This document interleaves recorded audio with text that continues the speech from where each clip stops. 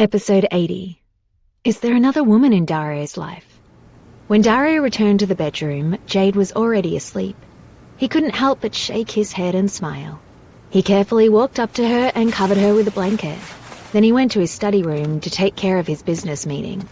Although this meeting was very important, he felt that Jade was more important. When Jade woke up, it was almost night. She had woken up because she was hungry. She loved sleeping very much. Just when she was about to go and eat, she was surprised to find that food was already prepared in the living room. Jade looked at Dario and asked, "Didn't you go to work?" Dario nodded and took out the last dish. "I've taken care of everything. It's okay. Didn't I say I would stay with you? You must be hungry. Let's eat." Then she lowered her head in embarrassment and rubbed her face. "I'm sorry, I overslept today.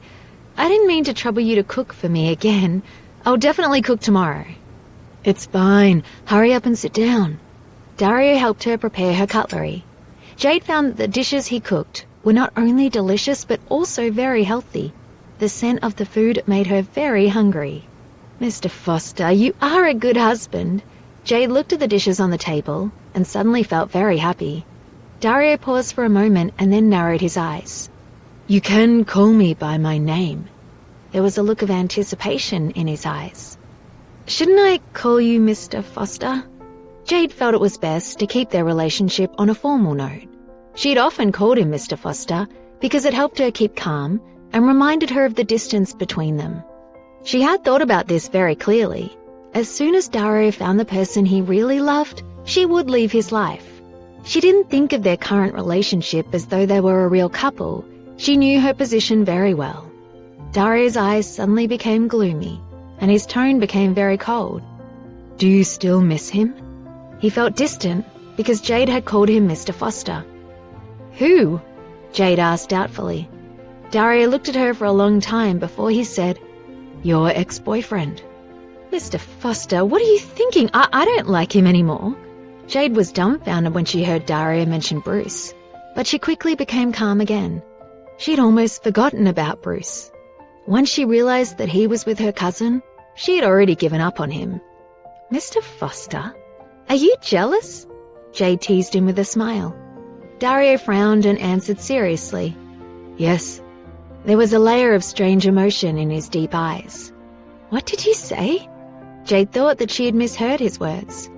Did he really say that he was he jealous? Oh my God. "I'm jealous." He sounded even more determined than before. Jade's face turned red, and her heart began beating very fast. She then suddenly felt that it was good for someone to be jealous of her, because it meant that someone finally cared about her. He seemed to know everything that had happened to her like the back of his hand. "Mr. Foster, I don't want to lie to you. I do have someone in my heart, but that person isn't Bruce," Jade said, as she lowered her head in shame. She knew that she shouldn't have said those words, but she didn't want to lie to him. She was still thinking about the person who saved her 5 years ago. But she didn't know if she would ever have the chance to see him again.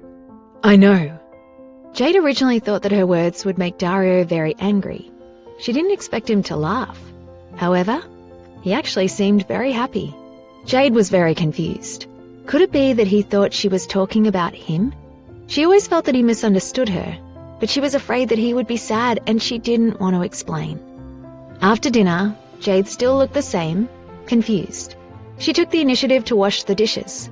After that, Dario went to the study room and Jade went to the bedroom to recite her lines. Then she decided she was too tired and went to take a bath. When she was about to go to sleep, she realized that Dario hadn't come back. She hesitated for a moment and then decided to take a look. But she wouldn't be as stupid as she was the day before. She deliberately put on her coat to ensure that her clothes wouldn't cause him to misunderstand her, and then she walked over. The study room was unlocked. When Jade went in, Dario didn't notice that someone had entered. He was intently focused on something. Jade was very curious about what attracted his attention so much, so she walked up to take a look. It looked like a necklace. She thought that it looked familiar. Just as she was about to take a good look, Dario put it away as fast as he could. Then he turned his head back. His expression was gloomy. "Are you still awake?" I was about to go to sleep, but when I realized that you weren't back yet, I came to take a look. Mr. Foster, you should go to bed early. Don't work so late. Jade's gaze rested on the box containing the necklace. It seemed to have been there for a long time. It seemed strange that he would keep women's jewelry. Could it be something that belonged to the person he liked?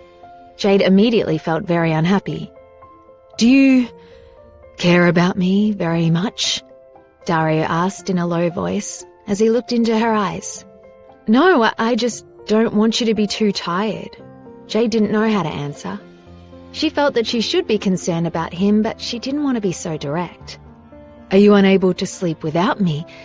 Is that why you specially invited me to sleep with you?" Dario pulled Jade over and made her sit on his knees. "Mr. Foster, don't be like this. I'm just worried that you'll stay up too late. It's not good for your health."